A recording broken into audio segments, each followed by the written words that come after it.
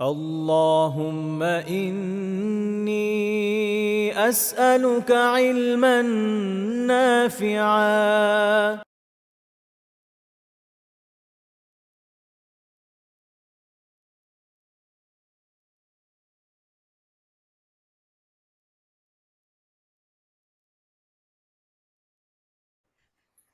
বিসমিল্লাহ ওয়ালহামদুলিল্লাহ ওয়াসসালাতু ওয়াসসালামু আলা সাইয়্যিদিনা রাসূলিল্লাহ রব্বি ইশরাহ লি সাদরি ওয়া ইয়াসসির লি আমরি ওয়াহলুল 'উকদাতাম মিন লিসানি ইয়াফকাহু কওলি। ইলমান নাফিয়া কর্তৃক আয়োজিত কোরআন শিক্ষা প্রোগ্রামে আপনাদেরকে স্বাগত জানাচ্ছি। আমি হাসান মুহিবুল্লাহ। গত ক্লাসে আমরা কথা বলছিলাম ওয়াকফ নিয়ে। এই ক্লাসেও আমরা কথা বলবো ওয়াকফ নিয়ে ইনশাআল্লাহ তাআলা।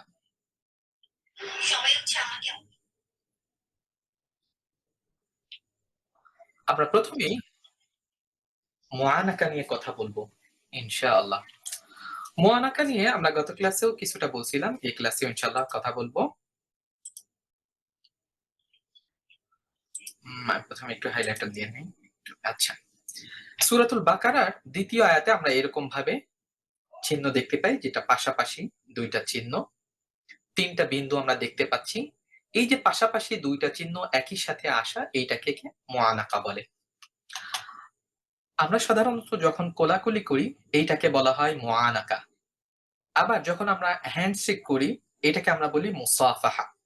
যারা আরবি বুঝেন তারা জানেন এই যে মুসাফাহা, মুআনাকা, মুকাতালা, এই ধরনের শব্দগুলা সাধারণত ব্যবহার হয় ২ এর সাথে, অর্থাৎ এককভাবে কখনো ওইটা আম আদায় হয় না বা করা যায় না। মুসাফা কখনো এক হাতে হয় না, একক ব্যক্তি হয় না। মুআনাকা বা কোলাকুলি যেটা, সেটা একক ব্যক্তি হয় না, এটা আরেকজনকে লাগে, অর্থাৎ জোড়া লাগে। ঠিক তেমনি ভাবে মুআনাকাটাও সবসময় জোড়ায়, জোড়ায় আসে। যেখানে আসে জোড়া বিশিষ্ট আছে। এখন এটা আসলে কি করব? যখন কোরআনুল কারিমে কোন একটা স্থানে এভাবে মুআনাকা আসবে, এই ২ টা চিহ্নের যেকোনো একটা চিহ্নে আমরা থামতে পারবো এবং অপর চিহ্নেতে আমরা মিলায় পড়তে হবে। যেমন যালিকাল কিতাবু লা রাইব বলে যদি আমি থেমে যাই, তাহলে ফিহি হুদাল লিল মুত্তাকিন এভাবে পড়তে হবে। এখন আমি যদি আগে থেকে ইচ্ছা পোষণ করি যে আমি ১ম অংশে থামবো না, বরং ২য় অংশে থামবো, তাহলে ১ম অংশ মিলায় পড়তে হবে। যেমন যালিকাল কিতাবু লা রাইবা ফিহ, অর্থাৎ আমি ১ম অংশ মিলায় পড়ছি, ২য় অংশে এসে থামছি।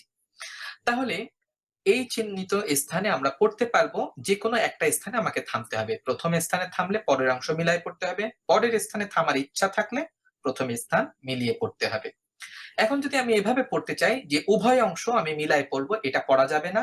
আবার যদি আমি এটা চাই উভয় স্থানে আমি থামবো, এটাও পড়া যাবে না। আশা করি মুআনাকাটা বুঝতে পারছেন। আমরা চলে যাব এবার ওয়াকফ নিয়ে। সাধারণত এই ওয়াকফের যে চিহ্নটা, এটা সাধারণত আমাদের এই উপমহাদেশে বা ইন্দো-পাক কোরআনে আমরা এটা দেখতে পাই। অ্যারাবিয়ান কোরআনে আমি এখন পর্যন্ত দেখিনি, হয়তো আছে কোথাও। থাকতেও পারে, আবার নাও থাকতে পারে। তা আমরা সূরাতু আম বাকারা এর শেষ যে আয়াতটা আছে ২৮৬ নম্বর আয়াত, এই আয়াতের ভিতরে আমরা এই ওয়াকফের এই চিহ্নটা দেখতে পাই। সেখানে আমরা এভাবে পড়ি, রব্বানা ওয়ালা তুহাম্মিলনা মা লা তাকাতা লানা বিহি ওয়া'ফু আন্না। এরপরে ওয়াকফ করতে হবে। ওয়াগফির লানা, ওয়াকফ করতে হবে। এই যে প্রত্যেকটা স্থানে ওয়াকফ করতে হবে, এই ওয়াকফটা কিভাবে করব? মূলত আমরা সাকতা পড়ে আসছি। সাকতা যখন আমরা করি তখন সেখানে আমরা ১ সেকেন্ড বা তার অল্প কম বা বেশি পরিমাণ নিঃশব্দ অবস্থায় থাকি। অর্থাৎ আমার নিঃশ্বাসটা চালু থাকে কিন্তু আওয়াজটা বন্ধ হয়ে যায়। ওয়াকফের ক্ষেত্রে সাকতা থেকে আরেকটু বেশি পরিমাণ আপনাকে চুপ থাকতে হবে, কিন্তু সেক্ষেত্রেও আপনাকে নিঃশ্বাস ধরে রাখতে হবে। তবে আমরা অ্যারাবিয়ান কোরআনে এই ধরনের ওয়াকফের ব্যবহারটা দেখিনি। সেখানে কিন্তু আরবরা সরাসরি হয়তো কখনো এরকম ওয়াকফ করে, কখনো সরাসরি এখানে থেমে যায়। এখন আসেন, এইটা যদি আপনারা অর্থ বুঝতেন তাহলে আরো এই ওয়াকফের ব্যবহারের অ্যা যে অনুধাবন জিনিসটা, এটা আরো ভালো করে আমি বুঝাতে পারতাম যে এখানে কত চমৎকার একটা অর্থ এখানে বহন করতেছে। যে কারণে সম্ভবত অনারব যারা, তাদের জন্যই তাদের কোরআনে এই ওয়াকফ চিহ্নের ব্যবহার দেখতে পাই আমরা। আরবরা যেহেতু অর্থ বুঝে, এখানে যদি ওয়াকফ চিহ্ন নাও থাকে তাও ওরা এখানে হয় থেমে যায় বা ওয়াকফ করে তারা তেলাওয়াত করে। আমরা চলে যাব পরবর্তী নিয়মে। সেটা হচ্ছে সাজদাতুত তেলাওয়া। আমরা জানি কোরআনুল কারিমে নির্ধারিত কিছু আয়াতে যখন আমরা তেলাওয়াত করি, সেই আয়াত তেলাওয়াতের পরে সিজদা দিতে হয়, যেটাকে সাজদাতুত তেলাওয়া বলা হয়। কোরআনুল কারিমে ১৫ টি স্থানে এই ধরনের আয়াত আমরা দেখতে পাই। তবে আমাদের উপমহাদেশে আমরা যেই মাযহাবকে ফলো করি, সেই মাযহাব অনুযায়ী আমরা ১৪ টা অংশে সিজদা বা সাজদাতুত তেলাওয়া যেটা সেটা আদায় করে থাকি। অন্য ১৫ নম্বর যে আরেকটা সিজদার আয়াত আছে, সেটা নিয়ে একটু মতামত আছে। তবে ইমাম শাফিঈর মতে সেখানে সিজদা হবে। অন্যদের মতে তারা বলছে এখানে সিজদা না করলেও হবে। সেই জায়গাগুলো আমি আপনাদের সাথে পরিচয় করায় দেব ইনশাআল্লাহ। তাহলে যখন কোন একটা আয়াতের শেষে আপনি এই জাতীয় চিহ্ন দেখতে পাবেন, আপনি বুঝতে পারবেন যে এই আয়াতটা হচ্ছে সিজদার আয়াত। কখনো, কখনো এই চিহ্নের সাথে ওই অংশটার উপরে এরকম একটা দাগ দেওয়া থাকে আপনাকে সতর্ক করার জন্য। এই দাগটা সাধারণত ওই আয়াতের কোনো একটা অংশে এই সাজদা এই শব্দের মূল মাদ্দা যখন আসে, এখানে আসছে এই যে উসজুদ, এই ধরনের শব্দ যখন আসে সেখানেই সাধারণত থাকে আপনাকে সতর্ক করার জন্য। সাধারণত আমরা দেখি হারামাইন আর শরীফাইন তথা মক্কা এবং মদিনায় যখন সিজদার আয়াত তেলাওয়াত করা হয়, তারা পূর্ব থেকে কোনো ঘোষণা দেয় না। যখন তারা নামাজের ভিতরে আয়াতে সিজদার তেলাওয়াত আসে, তখন তারা সেটা তেলাওয়াত করে এবং সরাসরি সিজদায় চলে যায়। কারণ তাদের অধিকাংশই এই আয়াতের অর্থ বুঝে। এখানে তারা শোনার সাথে সাথেই বুঝে যে এটা সিজদার আয়াত এবং চলে যায়। কিন্তু আমাদের উপমহাদেশে যদি এমনটা হয় যে প্রথমে কোনো একজন ইমাম সাহেব না বলেই যদি সিজদায় যায়, তাহলে দেখা যাচ্ছে একটা বিব্রতকর পরিস্থিতির সৃষ্টি হয়। কারণ আমরা অর্থ বুঝি না। আমরা যেহেতু অর্থ বুঝি না, আমাদের জন্যই কিন্তু এই বিশেষ ধরনের চিহ্নের ব্যবহার আছে। বা যারা অর্থ বুঝেন অনেক সময় অসতর্কতার কারণেও হতে পারে এখানে এই ধরনের বিশেষ চিহ্ন। এই ধরনের বিশেষ চিহ্ন আমরা এভাবেও দেখতে পারি, আবার এভাবেও দেখতে পারি। কোন কোন কোরআনে আমরা দেখতে পাই সরাসরি এরকম আস-সাজদা এরকম লেখা থাকে। কোন কোন কোরআনে যেই লাইনে এই সাজদার আয়াতটা থাকে, সেই লাইনের পাশে এই বর্ডারে এখানে সাজদা লেখা থাকে অথবা বিশেষ কোন চিহ্ন ব্যবহার করে থাকে। এখন আমরা জানবো কোরআনুল কারিমে ঠিক কোন ১৫ টি জায়গায় এই সিজদার আয়াত।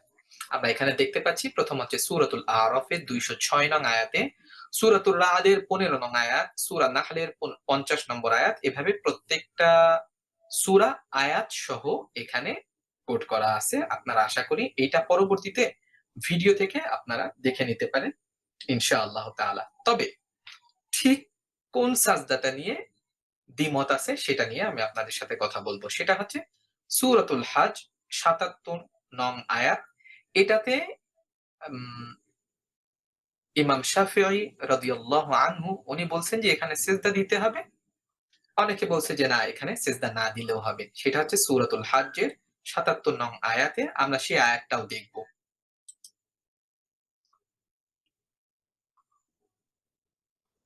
আমরা এখানে দেখতে পাচ্ছি যে আমরা এখন ১৭ নম্বর পারায় আছি। আপনারা যারা কোরআন তেলাওয়াত করেন, এই কোরআনের উপরে ডান পাশে এখানে যেই পারাটা যেই শব্দ দ্বারা শুরু হইছে সেটা আসছে ইকতারাবা লিন-নাস এবং আরবিতে ১৭ লেখা রইছে 17। এখানে পৃষ্ঠা নাম্বার লেখা আছে। এই বাম পাশে যেই সূরাটা, সেই সূরাটার নাম হচ্ছে সূরাতুল হাজ। সিরিয়াল অনুযায়ী সেই সূরাটা হচ্ছে ২২ নম্বর 2 এখানে দেওয়া আছে। এটা ১৭ নম্বর পারার একেবারে শেষ পৃষ্ঠা যাদের কাছে হেফজে কোরআন শরীফ আছে। সেখানে আমরা এই যে ডান পাশে বর্ডারে এখানে লেখা আছে আস-সাজদা এবং লিখে এখানে একটা ফুটনোট লেখা আছে ইনদা শাফিঈ। অর্থাৎ ইমাম শাফিঈ রাদিয়াল্লাহু আনহু তার মতে এই আয়াতটা পড়লে সিজদা দিতে হবে। আপনি যদি সিজদা দেন তাহলে আপনি যত সিজদা দিবেন ততই আল্লাহর নিকটবর্তী হবেন। আপনি যদি সিজদা না দেন তাও কোনো সমস্যা নাই। তবে আপনি যদি সিজদা দেন সেটাই বেশি উত্তম হবে। এ কারণে এখানে কিন্তু আলাদা করে কোনো চিহ্ন দেওয়া নাই বা কোনো ওভার এরকম একটা দাগ দেওয়া নাই। আমরা অন্যান্য জায়গায় কিন্তু নির্ধারিত কোনো একটা বিশেষ চিহ্ন বা একটা উপর থেকে একটা দাগ দিয়ে সতর্ক দেখতে পাই। কিন্তু এই অংশটাই নাই। কারণ বলা হয়েছে আস-সাজদা ইনদা শাফিঈ, ইমাম শাফিঈর মতে এটা সাজদা, অন্যদের মতে নয়। এ কারণে আমরা শুনে থাকি এরকম ভাবে কোরআনুল কারিমে ১৫ টা সিজদা। তবে আমাদের উপমহাদেশে সবসময় আমরা শুনে আসছি ১৪ টা সিজদা। এর কারণ কি? কারণ ওই ইমাম শাফিঈর যে সিজদাটা আছে এটা অনেকে কাউন্ট করে, অনেকে করে না। আশা করি বিষয়টা আপনারা স্পষ্ট হইছে। এখন আসেন, এই যে যখন আমরা আয়াতে সেজদা এটা আদায় করব, সেক্ষেত্রে আমরা সেজদায় গিয়ে কোন দোয়া পড়ব? এক্ষেত্রে সাইয়েদিনা রাসূলুল্লাহ সাল্লাল্লাহু আলাইহি সাল্লাম, এখানে আমরা ২ টা দোয়া দেখতে পাচ্ছি। সাইয়েদিনা রাসূলুল্লাহ সাল্লাল্লাহু আলাইহি সাল্লাম এই ২ টা দোয়া যখন উনি এই যে সাজদাতুত তেলাওয়া পড়ে যখন সাজদা দিতেন, তখন এই দোয়াগুলা উনি পড়তেন। আমরা চাইলে এই দোয়াগুলা মুখস্থ করে নিতে পারি। আমাদের যদি এটা সম্ভব না হয়, আমরা স্বাভাবিকভাবেই সুবহানা রাব্বিয়াল আ'লা এভাবে করে ৩ বার হোক, ৫ বার হোক, ৭ বার হোক বা তার বেশি হোক, আপনি সেখানে এটা পড়ে আপনি আদায় করে নিতে পারবেন ইনশাআল্লাহু তাআলা। এবার আমরা কথা বলব রুকু নিয়ে। আমরা গত ক্লাসেও রুকু নিয়ে কথা বলছি। আজকে ইনশাআল্লাহ তাআলা আমরা এটার উদাহরণ সহ দেখব। আমরা যদি সূরাতুল ফিল অর্থাৎ উপমহাদেশের যে কোরআন আছে সেখানেও যদি আমরা এভাবে খেয়াল করি, সূরাতুল ফিলের এখানে ১ম এ উপরে, ও আচ্ছা সরি, এটা হচ্ছে সূরাতুন নাস। সূরাতুন নাস মাক্কিয়া লেখা আছে এবং এই সূরা নাস এটায় কয়টা রুকু আছে এটাও কিন্তু এই উপরে পাশে লেখা আছে যে রুকুউহা, অর্থাৎ এই সূরাতে রুকু আছে ১ টা। এটার আয়াত কয়টা আছে? ৬ টা। এভাবে লেখা থাকে, অনেকের কোরআনে আছে। এই সূরাটা সিরিয়াল অনুযায়ী কত? ১১৪ তম। তবে নাজিলের দিক থেকে ২১ তম। আশা করি বুঝতে পারছেন। এখন এই পুরা সূরাটার ভিতরে একটা রুকু আছে। কয়টা রুকু আছে? একটা রুকু। যখন রুকু আসে তখন এরকম একটা আইন চিহ্ন আসে। দেখেন এই সূরাটার ভিতরে একটা আলোচ্য বিষয় যখন শেষ হইছে তখন এরকম রুকুর চিহ্ন দেওয়া আছে। আমরা এইটা নিয়ে আরেকটু স্পষ্ট হব ইনশাআল্লাহ। চলেন আমরা তাহলে দেখব। তার আগে আপনারা যদি একটু ডান পাশে খেয়াল করেন যে এখানে এই আইন লিখে এই যে রুকুর যে চিহ্নটা এখানে এসে হইছে, এটা কিন্তু বর্ডারের পাশেও একটা চিহ্ন দেওয়া আছে সতর্কতার জন্য। তবে এই আইনের উপরে একটা সংখ্যা, ভিতরে বা মাঝে একটা সংখ্যা এবং নিচে একটা সংখ্যা। এই সংখ্যাগুলা কেন দেওয়া হয় সেটাও ইনশাআল্লাহ তাআলা আজকে আমরা জানব। কোরআনুল কারীমের সর্বপ্রথম রুকু হচ্ছে এই যে সূরাতুল বাকারা, এই যে ২য় পৃষ্ঠায় ৭ নম্বর আয়াতে। অর্থাৎ আপনারা অনেকেই কিন্তু পড়েন উলাইকা আলা হুদাম মির রাব্বিহিম, এভাবে পড়ে এসে ওয়ালাহুম আযাবুন আযীম এখানে এসে থামেন। এখানে এসে আমরা চাইলে রুকুতে যেতে পারি, আমরা আজকে পড়া শেষ করতে পারি। তাহলে রুকু এই চিহ্নটা কেন আসে এটা আমরা গত কোনো একটা ক্লাসেও বলছিলাম। আবারও সংক্ষেপে বলি। সাধারণত রুকু চিহ্নগুলা আসে কোনো একটা আলোচনা যখন শেষ হয়, কোনো একটা টপিক, কোনো একটা বিষয়, কোনো একটা ঘটনা, তারপরে হতে পারে কোনো একটা বর্ণনা যখন শেষ হয়, অর্থাৎ ওই অর্থটা যখন পূর্ণ হয় তখন এই ধরনের চিহ্ন আসে। এই ধরনের চিহ্ন যেখানে আসে সেখানে যদি আমরা নামাজে যদি তেলাওয়াত করে থাকি তাহলে সেখানে গিয়ে আমরা রুকুতে যেতে পারি। কারণ একটা প্রসঙ্গ আমরা পূর্ণ করে আমরা রুকুতে যাচ্ছি। রুকু থেকে উঠে বা সিজদা থেকে উঠে আমরা পরবর্তী রাকাতে আবার পরবর্তীতে আরেকটা আলোচ্য বিষয় নিয়ে আমরা কথা বলব বা এখান থেকে শুরু হবে। আর আমরা যদি তেলাওয়াত করি স্বাভাবিকভাবে সেক্ষেত্রে আমরা এই আইন চিহ্নিত স্থানে যদি থেমে আজকের পড়াটা শেষ করি সেটা সবথেকে বেশি সুন্দর হবে। এখন ১ম যে রুকুটা কোরআনুল কারিমে সূরাতুল বাকারা, যেটা ২য় নম্বর সূরা, সেটাই যদি আমরা খেয়াল করি এই যে আইনটা দেওয়া আছে, আইনের উপরে ১ আরবিতে, নিচে ১ আর মাঝে ৭, ৭। কেন এই ৭ টা দেওয়া হয়েছে? ১ম এ আমরা মাঝেরটা নিয়ে কথা বলি। কারণ হচ্ছে এই আইনটা বা এই রুকু চিহ্নটা ৭ম তম আয়াতের শেষে আসছে। অর্থাৎ ৭ নম্বর আয়াতে যখন এই রুকু চিহ্নটা আসছে, তখন ওই ৭ এই সংখ্যাটা ওই আইনের ভিতরে লেখা থাকে। এখন আসেন ৭ম আয়াত, অর্থাৎ এই রুকুতে মূলত ৭ টা আয়াত ছিল। ১ম থেকে ১ থেকে ৭ পর্যন্ত যেই ৭ টা আয়াত, এই রুকুর অধীনে ৭ টা আয়াত ছিল। এখন যদি এই রুকুর অধীনে ১৩ টা, ১৪ টা, ১৫ টা থাকতো তাহলে মাঝখানে ১৫ বা ১৪ বা ১৩ এরকম লেখা থাকতো। আমি যদি আরেকটা উদাহরণ দেখাই, এটা যদি ১ম রুকু হয়, ২য় রুকুতে আমরা চলে যাই। সূরাতুল বাকারার ২য় রুকু হচ্ছে এই যে এটা হচ্ছে ২০ নম্বর আয়াতে। এখন যখন এই আইনটা বর্ডারের বাহিরে আসছে, আইনের মাঝে কিন্তু ১৩ লেখা আছে ১ ৩, কিন্তু এখানে তো আয়াত নাম্বার ২০, তাহলে ১৩ কেন হলো? কারণ হলো এর আগের রুকুটা ছিল ৭ নম্বর আয়াতে, পরের রুকুটা হচ্ছে ২০ নম্বর আয়াতে। তাহলে ৭ থেকে ২০ পর্যন্ত কতগুলো আয়াত আছে? ১৩ টা আয়াত আছে। এইজন্য এই রুকুর অধীনে ১৩ টা আয়াত, সেটা বোঝানোর জন্য মাঝখানে ১ ৩ অর্থাৎ ১৩ লেখা রইছে আরবিতে। আশা করি এই আইনের ভিতরের যে সংখ্যা এটা কেন লেখা হইছে এটা বুঝতে পারছেন। আমরা কথা বলবো আইনের উপরে এবং নিচে যেই সংখ্যাটা এটা কি এটা নিয়ে ইনশাআল্লাহ। আইনের উপরেও আমরা এখন ২ দেখতে পাচ্ছি, নিচেও ২ দেখতে পাচ্ছি। এই যখন এই ২ টা পরিবর্তন হবে তখন আপনাদেরকে নিয়ে কথা বললে মানে এই বিষয়টা নিয়ে কথা বললে আরেকটু ভালো হবে। যেরকম আমি দেখাই, আমরা ১ম রুকু নিয়ে কথা বলছি, ২য় রুকু নিয়ে কথা বলছি। এখন আমরা আসছি কোরআনের একেবারে শেষ সূরা, সূরাতুন নাসে যেই রুকু চিহ্নটা আছে সেখানে আসছি। ১ম এ আমরা কথা বলে নেই যে আইনের ভিতরে যে ৬ লেখা আছে আরবিতে, এই ৬ টা কেন লেখা? কারণ এই রুকুর অধীনে ৬ টা আয়াত আছে। তাহলে সূরাতুন নাসে কয়টা আয়াত আছে? ৬ টাই আয়াত আছে। অর্থাৎ এটা একটা রুকু, এই রুকুর অধীনে ৬ টা আয়াত আছে। আবার যদি উপরে সূরা ফালাকে যদি আমরা খেয়াল করি, এটার মাঝখানে কিন্তু ৫ আছে। আরবিতে ৫ লেখে, এইভাবে লেখে।